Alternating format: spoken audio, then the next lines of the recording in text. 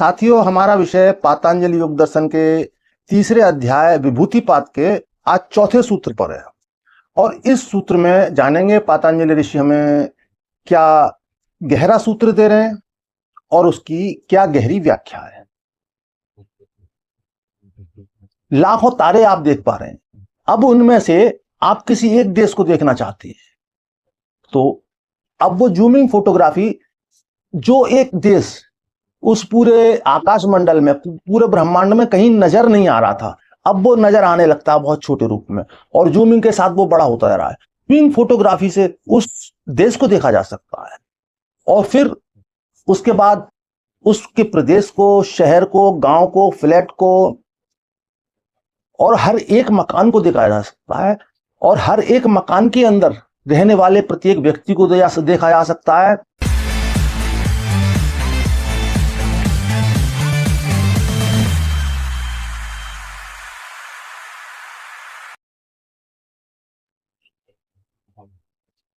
साथियों, मैं योगी हमदर्द गिरी आप सभी के अपने चैनल योगी हमदर्द गिरी में स्वागत करता हूं। आप सभी को बहुत बहुत प्रेम। साथियों, हमारा विषय पातंजलि योग दर्शन के तीसरे अध्याय विभूतिपाद के आज चौथे सूत्र पर है। और इस सूत्र में जानेंगे पातंजलि ऋषि हमें क्या गहरा सूत्र दे रहे हैं और उसकी क्या गहरी व्याख्या है। पहले समझते हैं सूत्र को, फिर समझेंगे प्रत्येक शब्द के हिंदी अर्थ को। यहां पातंजलि ऋषि कह रहे हैं त्रयम एकत्र संयम। अब इसके प्रत्येक शब्द को हिंदी अर्थ समझते हैं। त्रयम अर्थात तीनों। तीनों कौन? जो कि हम पिछले सूत्रों में पढ़ते आ रहे हैं, धारणा, ध्यान और समाधि। तो त्रयम एकत्र, जब ये तीनों एक जगह इकट्ठे हो जाते हैं, एक साथ हो जाते हैं, एक लय हो जाते हैं, तो फिर ये क्या कहलाते हैं? संयम। यहां पर एक नया शब्द, एक नया वाक्य ऋषि प्रयोग कर रहे हैं, संयम। यानी कि धारणा, ध्यान और समाधि, इन तीनों शब्दों को हटाकर अब एक ही शब्द का प्रयोग पातंजलि ऋषि करेंगे। अब उनके अनुसार धारणा भी समाधि है, ध्यान भी समाधि है और समाधि समाधि ही है। तो जब ये तीनों एक जगह इकट्ठे हो जाते हैं, एक लय हो जाते हैं, एक रस हो जाते हैं, तो ये संयम कहलाते हैं। और संयम जब घटित होता है, इसे ठीक से समझ लें, जब संयम घटित होता है तो हमारे अंदर एक विस्फोट होता है। हमारे शरीर के अंदर एक ऐसा विस्फोट जो हमारे सारे ऊर्जा चक्रों को खोल देता है। हमारे मूलाधार में एक ऐसी ऊर्जा की शक्ति है, एक ऐसा पावर हाउस है, उस पावर हाउस में हमने अपनी ऊर्जा को बचा के रखा है। यहां यह समझ लीजिए, बचाने से अर्थात अगर हमने ब्रह्मचर्य का पालन किया है, पूर्ण ब्रह्मचर्य नहीं तो आंशिक ब्रह्मचर्य आवश्यक है। और इन ध्यान की अवस्थाओं के लिए कम से कम 1-2 साल का ब्रह्मचर्य तो बहुत आवश्यक है। जैसा कि ब्रह्मचर्य के विषय में मैं पिछले वीडियो में आप लोगों को बताता रहा हूं। यहां पर पातंजलि ऋषि ने ब्रह्मचर्य के विषय में पूरे ग्रंथ में कहीं नहीं लिखा है, क्योंकि उस समय गोकुल व्यवस्थाएं थी, छात्र जो थे वो ब्रह्मचर्य से ही रहते थे, तो ऐसा कहना वहां पर कोई आवश्यक नहीं था, बिल्कुल व्यर्थ था। तो आज के संदर्भ में इसलिए कहना आवश्यक है क्योंकि आज का युवा वर्ग बहुत भटक चुका है और हमारा मेडिकल साइंस और हमारे आधुनिक गुरु निरंतर भटकने की दिशा उन्हें दे रहे हैं। तो साथियों, इस चीज का विशेष ध्यान रखें कि संयम जिस क्षण सिद्ध होता है, जिस क्षण समाधि में घटित होता है, उस समय एक ऊर्जा का विस्फोट होता है। वो ऊर्जा आपके विभिन्न सर्किटों से होके, विभिन्न ट्रांसफार्मरों से होके सुपर कंप्यूटर तक पहुंचती है। अर्थात हमारे विभिन्न चक्रों से होते हुए हमारे आज्ञा चक्र में जाकर स्थापित होती है। और जब वो ऊर्जा हमारे आज्ञा चक्र में स्थित होती है तो सभी कुछ प्रकाशित हो जाता है। अंधकार नाम का कुछ भी बचता नहीं है। जो भी दिखाई देगा वो आपको प्रकाश में दिखाई देगा। आपको जीवन में अंधेरा नहीं दिखाई देगा। आपके जीवन से अंधेरा पूरी तरह हट चुका है, क्योंकि आपकी विद्युत सप्लाई पूरी तरह सक्रिय हो चुकी है। वो ध्यान की अवस्था में भी, ना ध्यान की अवस्था में भी सक्रिय रहती है, क्योंकि ये विभूति पाद है, यानी सिद्धियों की एक श्रृंखला, एक अध्याय, जिसमें कि सिर्फ सिद्धियों की बात की जा रही है।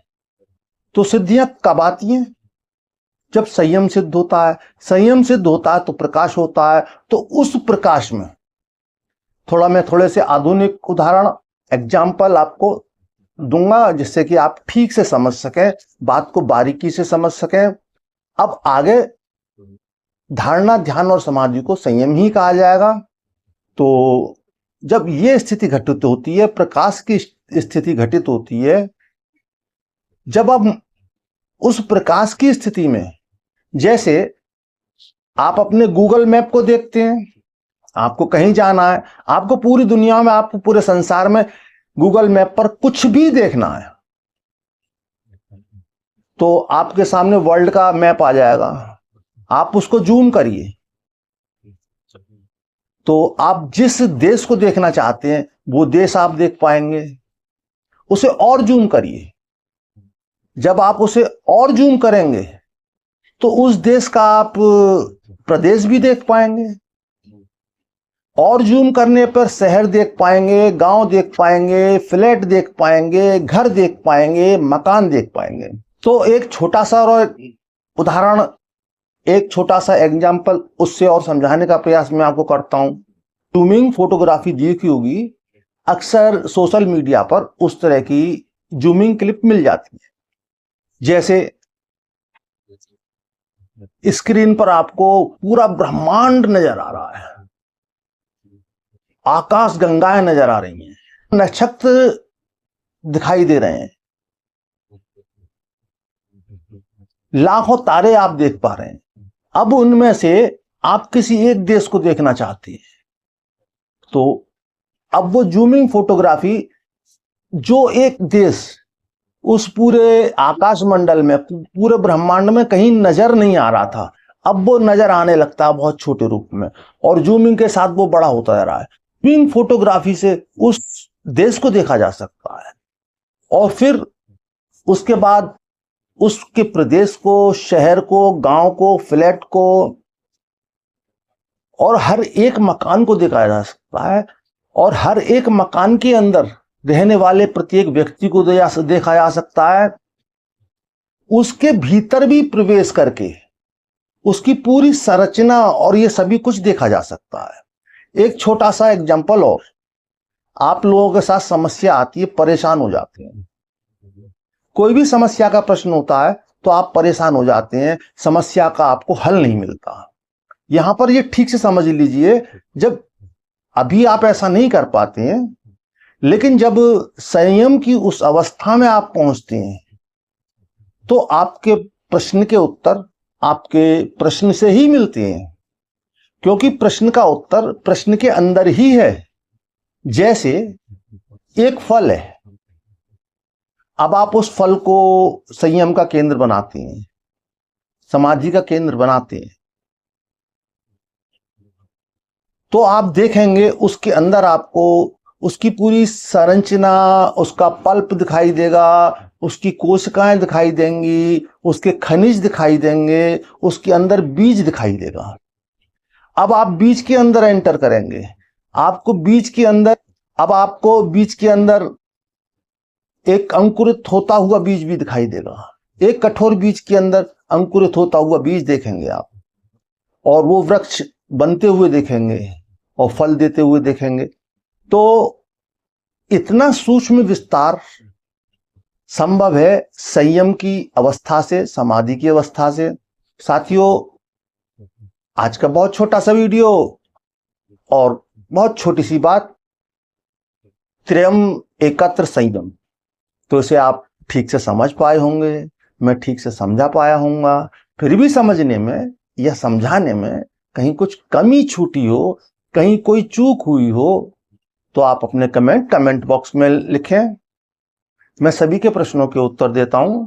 और ऐसा नहीं है मैं ज्ञानी व्यक्ति हूं, वो कोई बहुत ज्यादा ज्ञान मुझे हो चुका है, मैं भी आप ही लोगों की तरह पढ़ रहा हूं। मैंने जब जब योग सूत्र को पढ़ा है तब तक मैंने अपने आप को बहुत विकसित पाया है, अपने ज्ञान को बहुत विकसित पाया है। तो साथियों, आप भी योग सूत्र की प्रत्येक सूत्र को पढ़ें नहीं, उसका मंथन करें, चिंतन करें, उसको गहराई से समझें और साधना की गहरी अवस्थाओं में उतरें। मात्र पढ़ लेने से, मात्र सुन लेने से कहीं कुछ होने वाला नहीं है जब तक आप स्वयं कुछ करने का प्रयास नहीं करेंगे।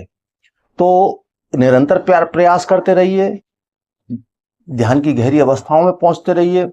इसी के साथ आप खुश रहें, मस्त रहें, तंदुरुस्त रहें, भौतिक जीवन में सभी कुछ अचीव करते हुए आध्यात्म की गहरी गहरी अवस्थाओं को जानें, गहरी गहरी समाधियों को जानें, उच्चतम शिखरों को जानें।